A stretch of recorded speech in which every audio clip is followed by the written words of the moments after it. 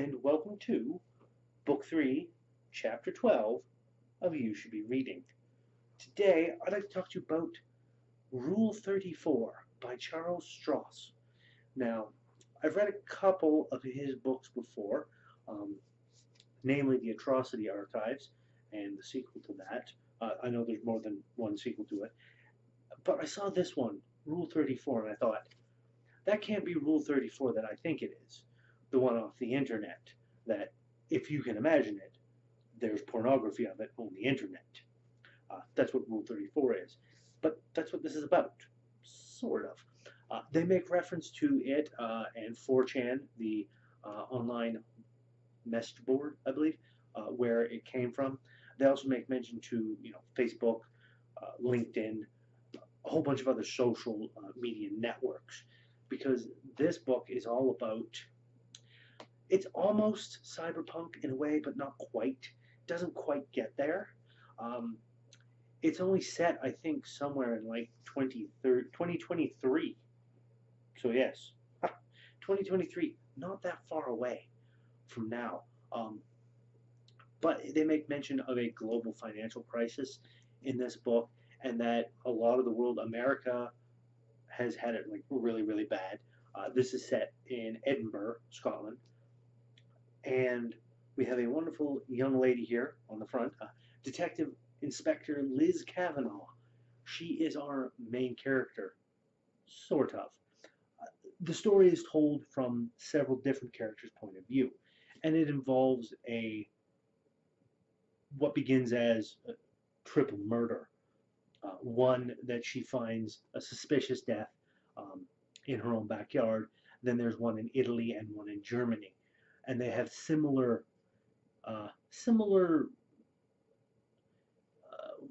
not exactly even modus operandi, but there's similarities involved.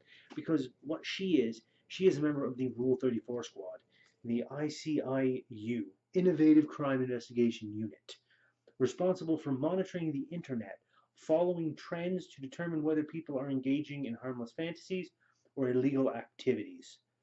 Usually the job uncovers those operating on the extreme fringes of the explicit content.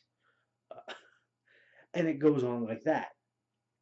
There's some international investigation goes on. There's a bad guy roaming around. We have a younger man who's been in prison. He's been hard on his luck. He's now released early on good behavior and is, trying to do the straight and narrow thing. But he has a family to support. All these characters are roaming around. You even have Detective Liz Kavanaugh's ex-girlfriend coming into the mix, as well as other things. Now, I'll say right now, this particular book is very odd to me particularly. It may not be to other people, but I found it very, very strange because they have, like I said, multiple characters are being presented here, multiple points of view, but every single character and every single point of view, when it switches, each chapter is kind of like it will have the name of the character and then the name of the chapter, because that's the character that you are inhabiting at this point in time. And when I say that you are inhabiting, as in you, the reader, I mean that, because it literally starts part one. It's a slow Tuesday afternoon, and you're coming to the end of your shift on the West End control desk when Sergeant McDougal IMs you, Inspector Wanted, on FATAC scene. See, it goes like that. It refers to every single character in here as you, the reader. It puts you right inside them, inhabiting them. And to me that was a little bit jarring, kind of disorienting, maybe even a little uncomfortable at times. And I think that was entirely intentional, not just for the narrative reason that is used. I'm not going to go into any details on what that narrative reason is, but there is a narrative reason as to why you, the reader, are inhabiting each one of those, and it has that first-person perspective. But I think it was also intentional to basically make you feel uncomfortable. Now, I don't know the author. I don't know if that's really what he was going for.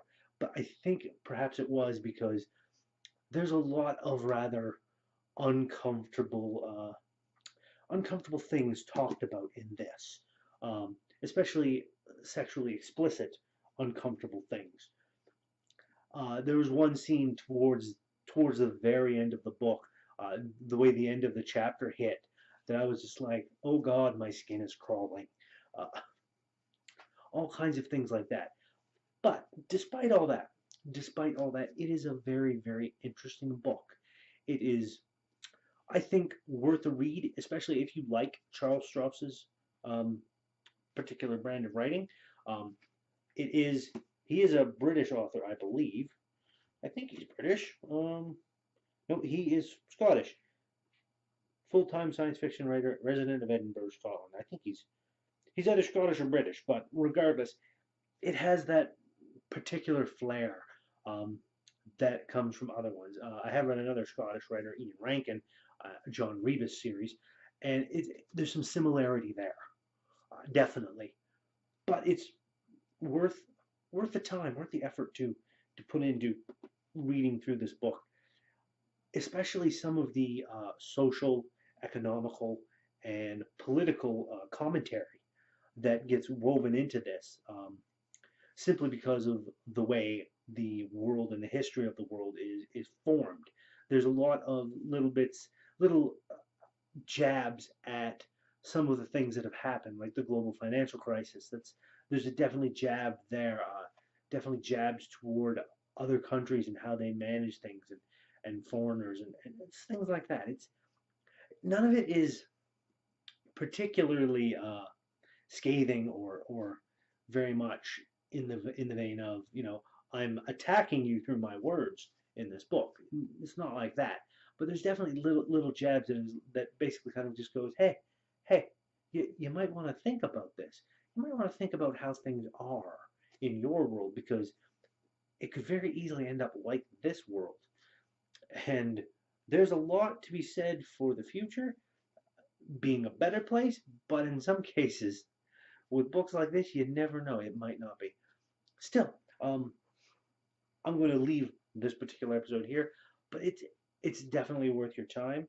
Give it a check out, and as always, if you like what I'm doing, please give that like button a tap.